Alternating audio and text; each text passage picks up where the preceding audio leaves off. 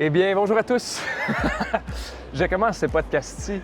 Dernier souper que Patrice et moi, on vient de prendre au petit restaurant Trattoria Sonnino, qui est un restaurant de cuisine italienne, comme à l'habitude. Et on s'est dit qu'on allait faire ce podcast-là en vous partageant un petit peu les états d'âme, les prises de conscience qu'on a eues pendant les 2 dernières semaines. Vous le savez, c'est quand on est capable de prendre un pas de recul, de ralentir un peu et de sortir de notre quotidien, qu'on apporte de la clarté sur qu'est-ce qui est réellement important et qu'est-ce qu'on veut. Puis, lors de ce podcast-là, vous allez voir, on va se promener, vous allez être avec nous dans le quartier de Trastevere, puis on va aller devant l'institution qui est... Enzo. Donc, c'est avec un grand plaisir, un petit peu de nostalgie qu'on filme ce dernier podcast-là, ici même à Rome, en Italie. Puis, encore une fois, on est toujours reconnaissant de tous ceux et celles qui nous dédient leur temps, qui nous écoutent de façon récurrente. Et on le dit jamais assez, Patrice et moi, mais on aime vous lire. Donc, si vous avez des questions ou quoi que ce soit, des commentaires, des suggestions de podcasts, de sujets que vous aimeriez aborder, n'hésitez pas à nous écrire à info@48heuresparjour.com et ça va nous faire un grand plaisir d'y répondre et de répondre à vos questions également. Donc, Patrice, on commence ce podcast-là, mais j'aimerais savoir dans quel état d'esprit tu te situes aujourd'hui. Un peu comme toi, Isaac, tu sais, finir un voyage, toujours pareil, on l'anticipe, on y pense longtemps, on le rêve un peu, on l'idéalise aussi, parce que dans un voyage, il y a toujours des choses qu'on n'avait pas prévues, qui sont moins le fun, mais en bout de ligne, il y a plein de choses qui sont belles. Donc, un peu de nostalgie, c'est sûr. C'est la 5e fois que je viens à Rome. Je commence à bien connaître la ville, puis c'est la façon aussi que je me rends compte aujourd'hui, peut-être avec les années qui s'empilent une après l'autre, on voyage différemment, puis j'aime voyager ce que j'appelle en profondeur. Comme je le disais, ça fait 5 fois que je viens à Rome. Il y a des gens qui vont visiter une ville une fois et qui veulent aller visiter une autre ville. Ouais. Moi, j'aime découvrir les villes. Lisbonne, Rome, Tokyo, c'est probablement les villes que je connais le plus. Mais Rome, maintenant, pour moi, si j'avais à nommer un seul restaurant, mais ça serait Enzo. Et c'est clair, Enzo, c'est l'institution de Rome. C'est la cuisine vraiment romaine, mais à son meilleur avec le peuple italien. La chaleur de ce peuple-là. La chaleur, c'est simple, c'est dans la simplicité, c'est dans la saveur depuis tant d'années, depuis des décennies. Puis moi, c'est ce que j'aime, c'est découvrir le peuple, découvrir leur façon de travailler, puis leur passion. À l'Italie, c'est la passion. Oui. On le sent partout, la chaleur des Italiens, c'est exceptionnel. Moi, parfois, à la maison, souvent, depuis des années qu'on fait un jeu, puis je demande toujours aux enfants, si jamais tu serais pris dans un pays toute ta vie, tu ne pouvais plus sortir de ce pays-là, quel pays tu choisirais de rester? Là, tu es obligé de penser au Québec. Tu te dis, je voudrais-tu rester passer ma vie avec l'hiver? Peut-être pas! Hein? Puis moi, c'est clair que probablement que je resterai en Sicile, qui est dans le sud de l'Italie.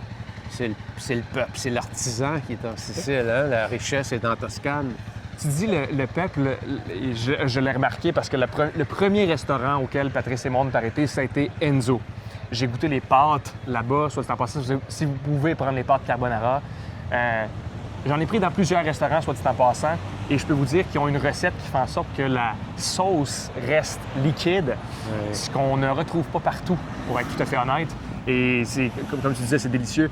Et on parle de qualité, de proximité, de chaleur, mais également de grandeur. On a eu la chance d'aller voir le Colisée de Rome, on a eu la chance d'aller à la Piazza Navona, d'autres endroits comme le Vatican et tout ça. Et on voit toute cette grandeur-là également ici à Rome. Absolument, Isaac. Tu sais, quand je pense à Rome, évidemment, on pense à la bouffe, on pense au vin. Mais quand on pense à... Faut pas oublier, il y a Rome puis il y a l'Italie. Ouais. Puis il y a l'Italie puis il y a la Sicile aussi. Hein? Chaque endroit a une fierté. Mais Rome, pour moi, c'est... Le Vatican, pour moi, ça signifie les rituels, c'est les colonnes. C'est qu'est-ce que tu as dans ta vie qui sont tes points d'ancrage qui durent des millénaires. Parce que le Vatican, c'est ça. C'est l'histoire de la religion catholique. Ils ont des rituels qui durent depuis des milliers d'années. Donc, la preuve que les rituels fonctionnent bien, c'est que si tu as les bons rituels installés dans ta vie, ça va te garder ancré. Je regarde présentement notre fils le plus vieux qui vit une grosse peine d'amour. Puis je le vois vivre sa peine d'amour. Il est vraiment... c'est très difficile pour lui. Il faut être proche de lui. Puis quand tu es dans la vingtaine, tu n'as jamais vécu ça, tu vis ça avec énormément d'intensité. Mais quand tu as des rituels, c'est ça que ça aide. Dans les moments d'épreuve, puis dans les moments où ça va bien, c'est comme si c'est plus simple. La vie est plus simple. Mais le Vatican, pour moi, c'est ça. Le Colisée, pour moi, c'est la discipline. Le Colisée a été construit en moins de 10 ans. Imaginez, là, Des infrastructures pour incroyables. ceux qui ont vu le Colisée, c'est absolument hallucinant. Tous les couloirs qu'il y a en dessous, pour les animaux, pour les gladiateurs, c'est un phénomène d'ingénierie absolument exceptionnel qu'on a fait en moins de 10 ans. On va à la Piazza Navona, c'est un autre style de choses. Absolument. On va dans le plaisir. Fait qu'à Rome, on retrouve tout ce que ça prend pour bien fonctionner dans ce qu'on enseigne. Ouais. Moi, c'est pour ça que j'aime la ville de Rome, parce que tu as le théâtre de Massimo, qui est le côté récupéré, le divertissement. Donc, c'est une ville magnifique pour ceux qui veulent venir profiter d'une ville, un endroit. Vous pouvez passer ici 2 semaines, si vous voulez. C'est pratiquement ce qu'on a fait. Puis découvrir vraiment des joyaux. Et 2 semaines, c'est assez rapide. Puis, petit fait cocasse, et on va en profiter pour traverser, soit dit en passant. Vous allez peut-être perdre Patrice un petit peu pendant la traversée, mais il faut suivre le rythme de vie ici. Soit dit en passant, les Italiens aiment beaucoup l'organisation désorganisée. On s'est fait dire, Patrice et moi, lorsqu'on attendait pour commander un café dans un restaurant, qu'on ne devait pas faire la file. C'est important de ne pas faire la file parce que c'est trop organisé. On rend les gens mal à l'aise de par le fait qu'on est en ligne et qu'on attend. Donc, il y a cette espèce de petit chaos-là qui règne en tout temps, mais à travers lequel on apprend à vivre, à travers lequel on s'adapte, si je peux bien dire. Ouais, et là, ouais. tu parlais des rituels, tu parlais du Vatican. On peut dire que les rituels sont passés de père en fils au Vatican. Petite blague, étant donné que le pape, évidemment, n'a pas d'enfant. Mais bref, tout ça pour revenir. Aujourd'hui, l'objectif, c'était vraiment de vous partager un petit peu les prises de conscience que Patrice et moi, on avait fait pendant ces 2 dernières semaines-ci. Vous pouvez justement voir à travers la vidéo, pour tous ceux et celles qui vont le regarder sur YouTube ou encore sur les autres plateformes qui leur permettent de le voir de façon vidéo, de façon visuelle, le rythme de vie, ce qu'on voit. Et une des prises de conscience que j'ai eues, Patrice, je commence avec ça, c'est l'importance de la socialisation pour les Italiens. Oui. Tous les soirs, et là, on voulait se diriger chez Enzo, tu me diras, Patrice, étant donné que je suis un peu... Oui, on va... Au pire aller, on va prendre une autre ruelle.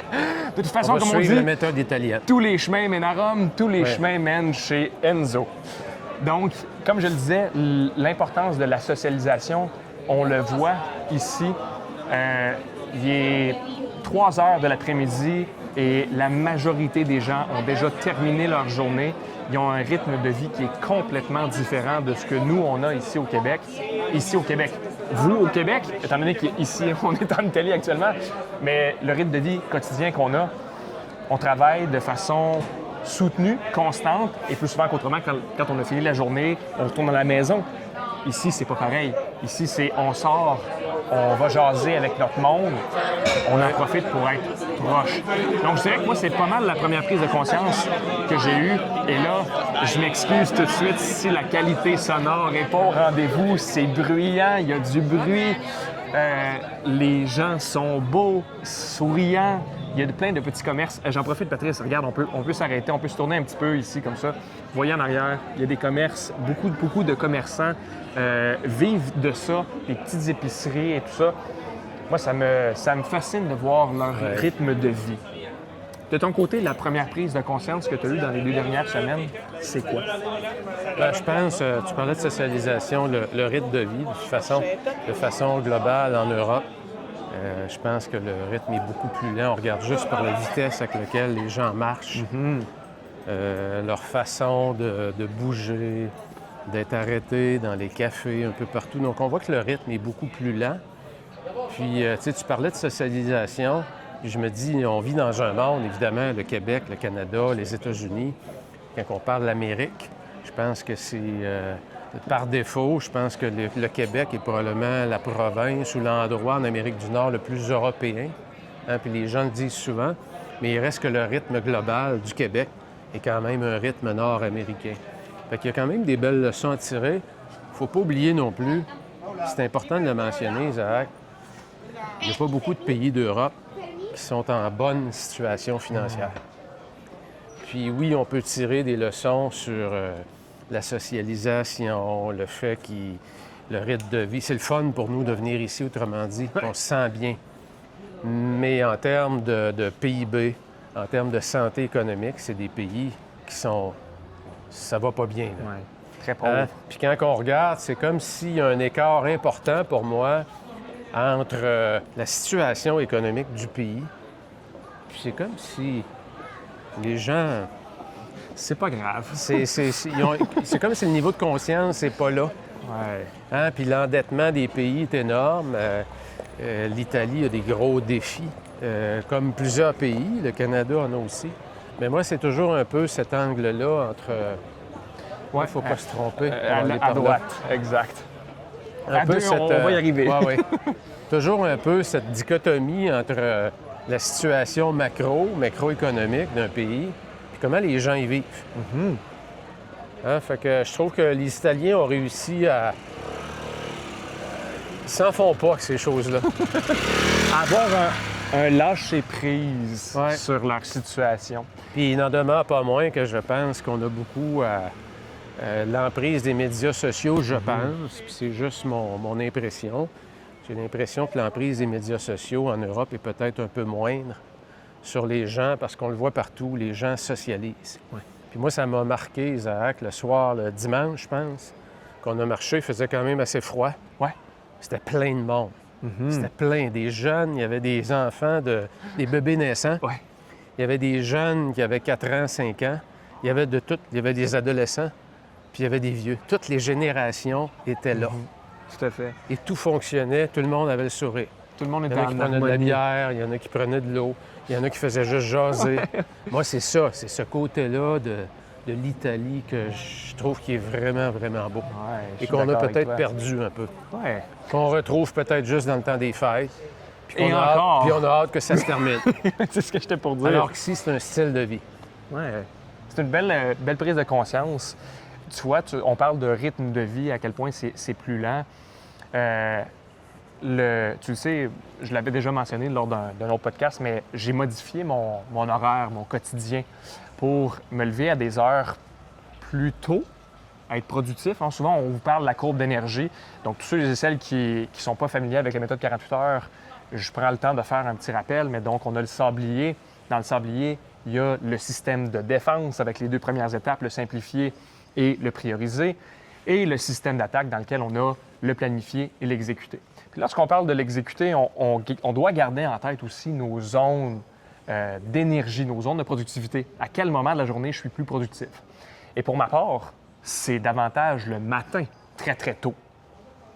Voyageant à 2, et là, d'ailleurs, ça, c'est un sujet qu'on va aborder aujourd'hui. Oui. Mais Patrice, comme il l'a mentionné, c'est la 5e fois qu'il vient ici à Rome, mais il n'a pas toujours été accompagné. Et la majorité du temps, il voyage seul.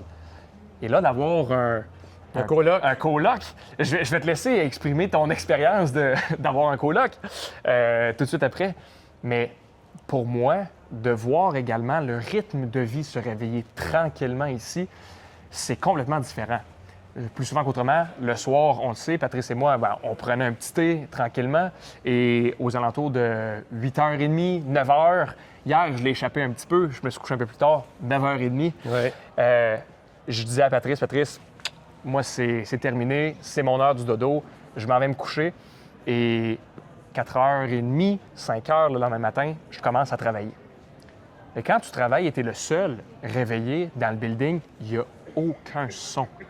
La productivité est au rendez-vous. Pour moi, c'est ma zone de concentration. Oui. Et Patrice, la première chose qu'il fait en se levant, c'est quoi? C'est de penser à comment je vais faire pour faire mon 10 000 pas aujourd'hui. Et ça m'a impressionné. Je t'ai vu à tous les jours. Moi, je suis en train de travailler et ce que je vois, c'est Pat qui me fait un petit salut. Il a déjà son manteau sur le dos, il est prêt à aller faire ses 10 000 pas. On parlait de discipline tout à l'heure.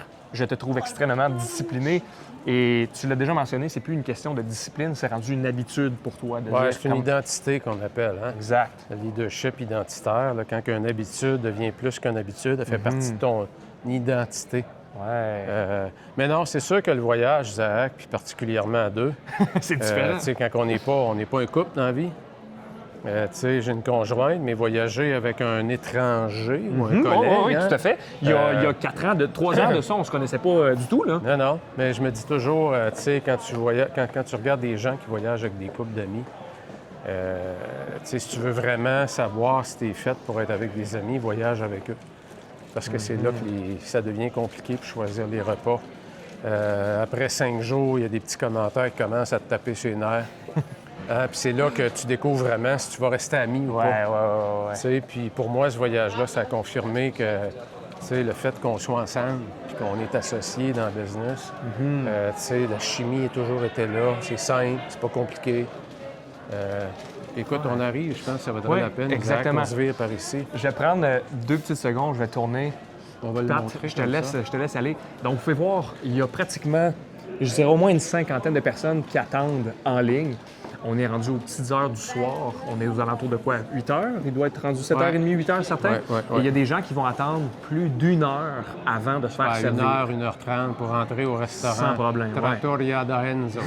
Et une des tactiques que j'ai trouvées formidables, et ça, je l'ai remarqué la première fois où on est venu, parce qu'on l'a vu plusieurs fois ici, c'est le fait que les serveurs vont venir à même la ligne d'attente à l'extérieur pour vous offrir à boire ou vous offrir une petite collation. Évidemment, il faut payer pour ça, mais c'est ce qui attache tout de suite le client pour dire, regardez, on vous attend, puis on va vous servir avec royauté en quelque sorte.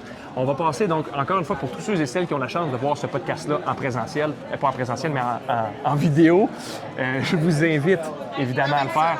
Vous allez voir la lignée de gens, et là je vais tourner la caméra un petit peu, vous allez voir la lignée de gens qui est ici et qui attendent pour rentrer au restaurant Trattoria d'Enzo. Et pour tous ceux et celles qui le désirent, on a un code rabais. Non, c'est pas Je vous taquine. On est affiliés d'ailleurs, on est associés maintenant dans le restaurant. Ah, ça pourrait être un beau projet pour 48 heures. Donc, on pourrait peut-être juste... Oui, exactement, c'est ça. J'étais pour dire, on peut s'arrêter. Donc, vous voyez, restaurant qui, à la base... Peux-tu me rappeler l'histoire, Patrice, du restaurant? Monsieur Enzo, dans le fond, le restaurant porte le nom du propriétaire. Un restaurant qui a quoi, à peu près, je dirais, une 60aine d'années d'histoire. Puis les portes que vous voyez en bois, je ne sais pas si on les voit bien à l'arrière de nous, là. Monsieur Enzo faisait ces pâtes-là. Aujourd'hui, on fabrique encore les pâtes ici à la main. Le matin, le restaurant rouvre à midi, ferme à 3 heures et rouvre à 18h30. Et ferme de mémoire, je pense, à 22h. Puis, si vous voulez venir chez Enzo, venez à 11h30. Ouais. Parce que ça rouvre à midi. Sinon, vous allez attendre 1 heure, 1h30. Et c'est comme ça à tous les jours. Ça fait 5 ans que je viens. Ça n'a jamais changé. C'est une institution. Et même, je disais à Isaac, comment est-ce qu'on fait pour bâtir une institution? Tu sais, pour les gens qui sont en affaires, qui nous écoutent, là tu fais pour bâtir un brand qui vit par lui-même. Il n'y a pas de promotion qui est faite, là, soit dit en passant. Il n'y a pas de googlage, là. Puis on parlait avec les gens qui sont dans la file d'attente, avec un couple d'Américains qui venaient de San Diego, de ce coin-là.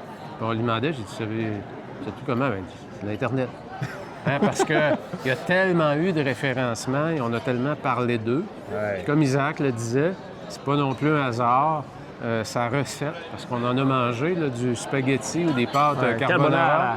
Puis comme il y a des œufs à l'intérieur de la sauce, bien, les œufs, ça coagule. Hein? Ici, ça coagule pas. Donc, ils ont une recette spéciale qui fait que vous devez venir ici. Vous devez vous payer un restaurant séjour chez ici. Enzo. En même temps, venir peut-être avec une personne de l'équipe, ceux qui sont en affaires, amener des gens, parce que c'est inspirant, venir dans des endroits comme ça, puis de voir la qualité du service aussi. La propriétaire, le propriétaire sont encore là aujourd'hui. Pas M. Enzo de l'époque, parce que le restaurant a été racheté. C'est des gens qui sont très impliqués. Les serveurs sont super sympathiques. Ils veulent tous nous faire vivre une belle expérience. Puis quand ils nous présentent son huile d'olive, Il y a de la qui fierté. vide ça. On sent la fierté. Hein, on sent que c'est leur huile d'olive, Ouais. d'un champ d'olivier qu'il possède. Donc, c'est un peu toute cette passion-là qu'on retrouve chez l'Italien, Tout à fait. chez les gens passionnés, qui, pour moi, ça me stimule beaucoup. Et pour moi, une des grandes leçons du voyage, encore une fois, c'est que voyager, c'est pas seulement se reposer, c'est donner de l'expansion à sa business.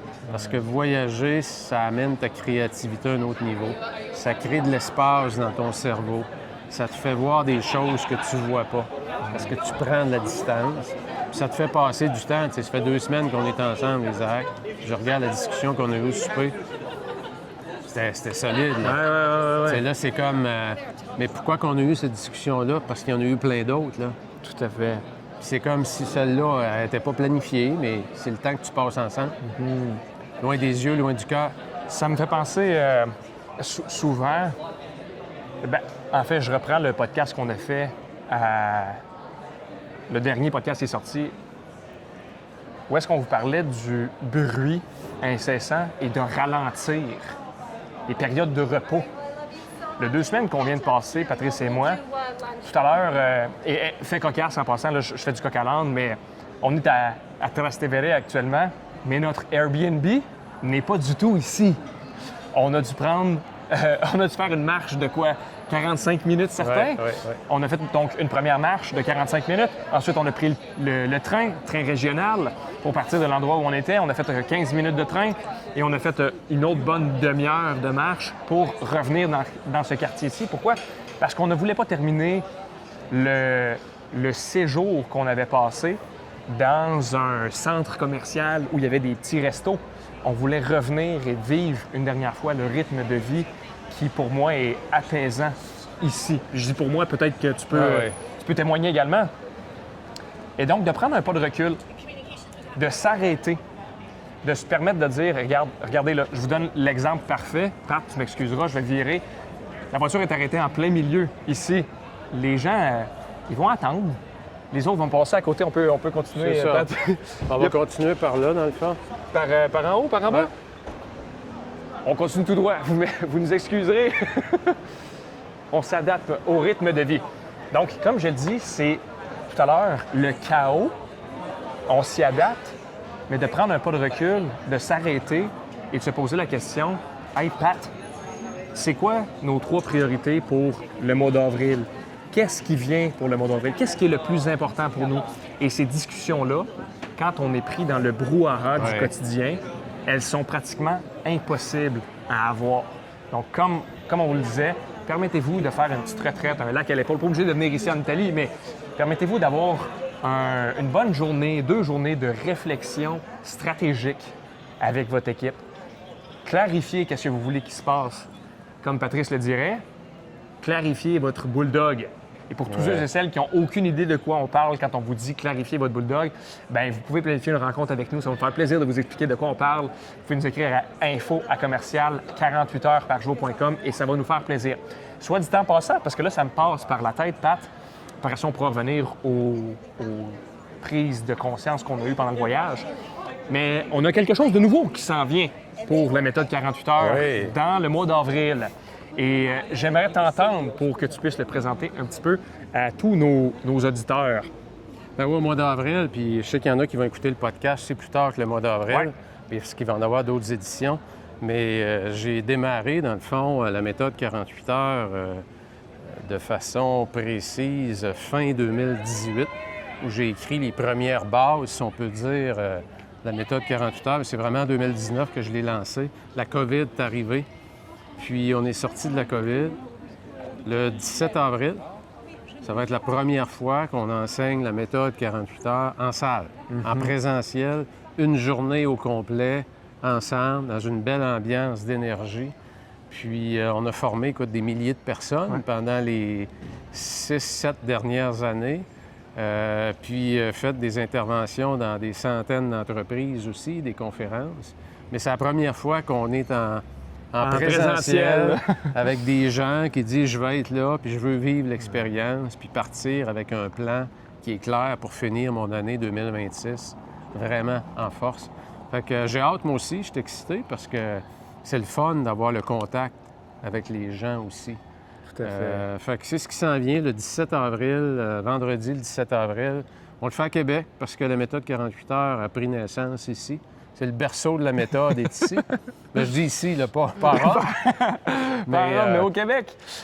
Donc, on va vous laisser le lien dans la description pour tous ceux et celles qui veulent s'inscrire. Vous pouvez cliquer directement sur le lien. Comme Patrice l'a mentionné, c'est le 17 avril. On va être à l'hôtel Alt à Québec à 8h45. Ça débute. Donc, ce qu'on vous propose, c'est si vous vous sentez débordé, vous sentez qu'il vous manque de clarté, vous ne savez pas trop où aller, vous aimeriez apporter beaucoup de vision, on vous propose de faire un plan. C'est une journée et vous allez repartir de là complètement transformé. Donc, manquez pas ça. Voilà la petite pause publicitaire, comme on dit. Ouais. Je reviens sur les apprentissages ou les prises de conscience que tu as eues, Patrice, à travers ces 14 dernières journées ici. Ben, je pense que le plus important, c'est pour moi, c'est comme le voyage. Pour moi, ça fait partie de ma vie. C'est un style de vie. Puis tu sais, c'est drôle hein, c'est toujours quand on peut aller dans les racines de qui on est, quand on est enfant.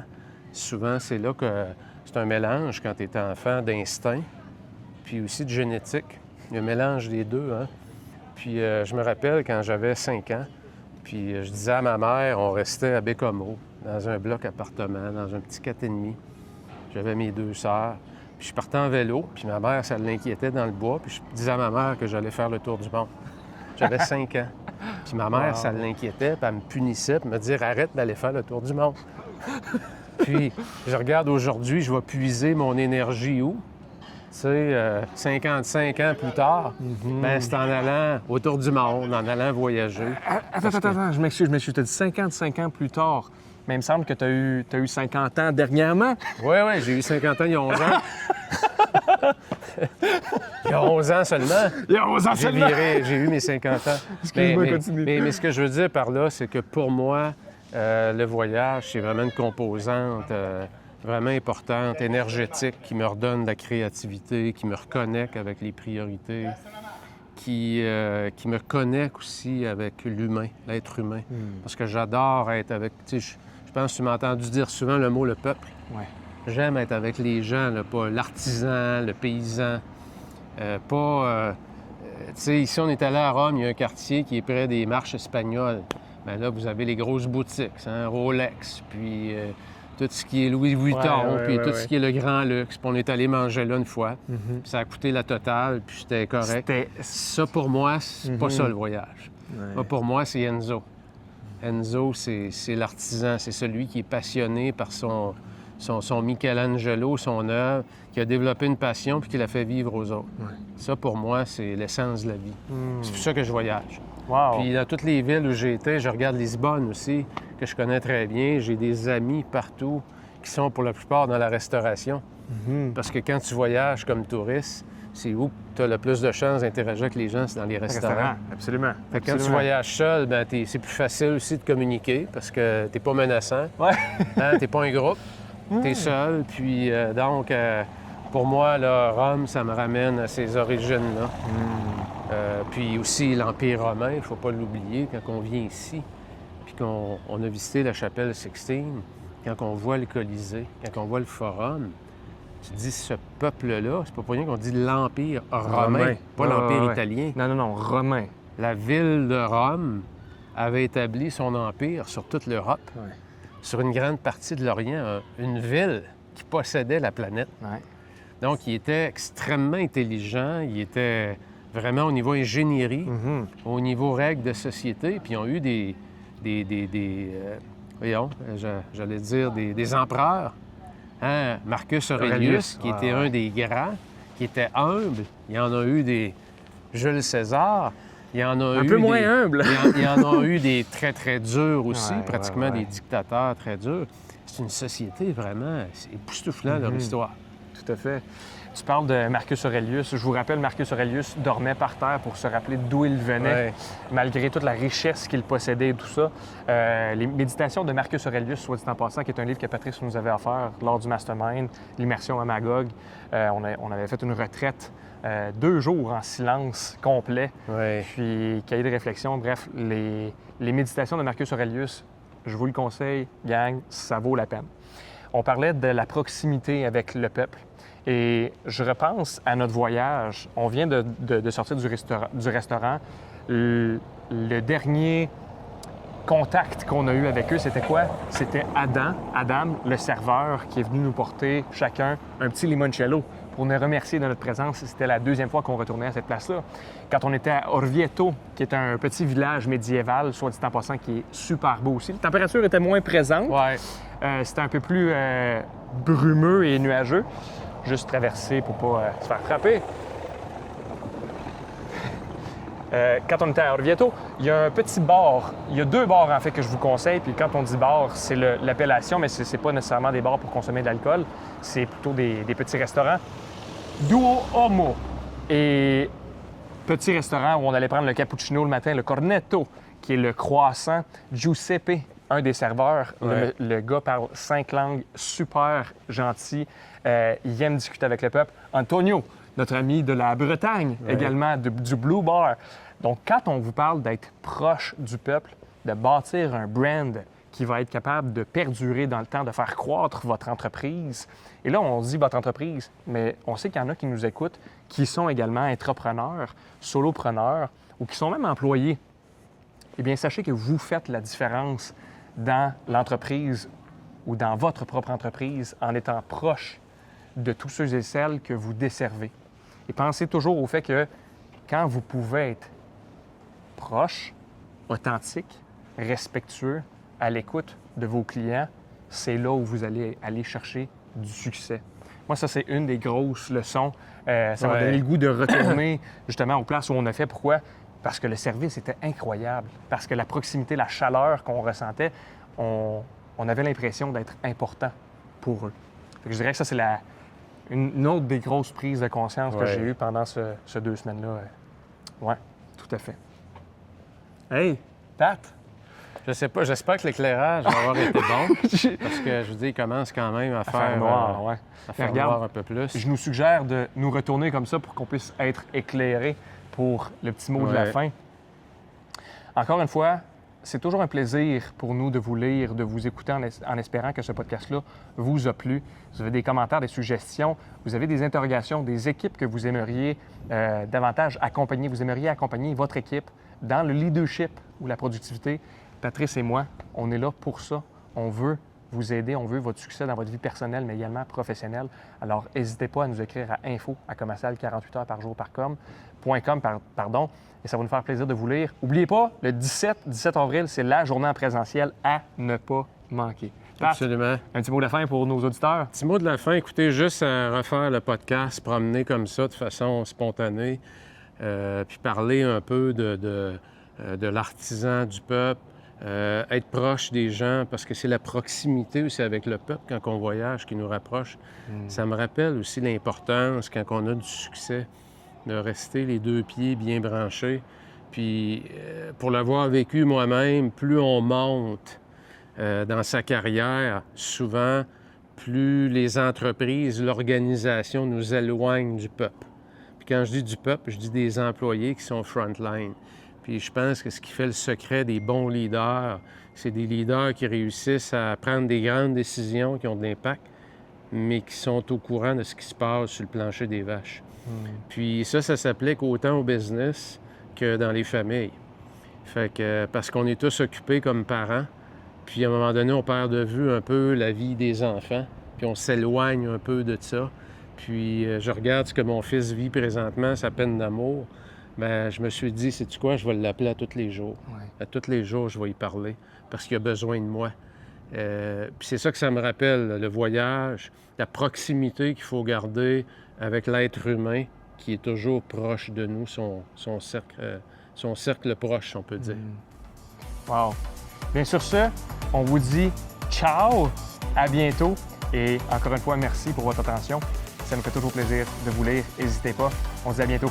Bye bye. Bye bye.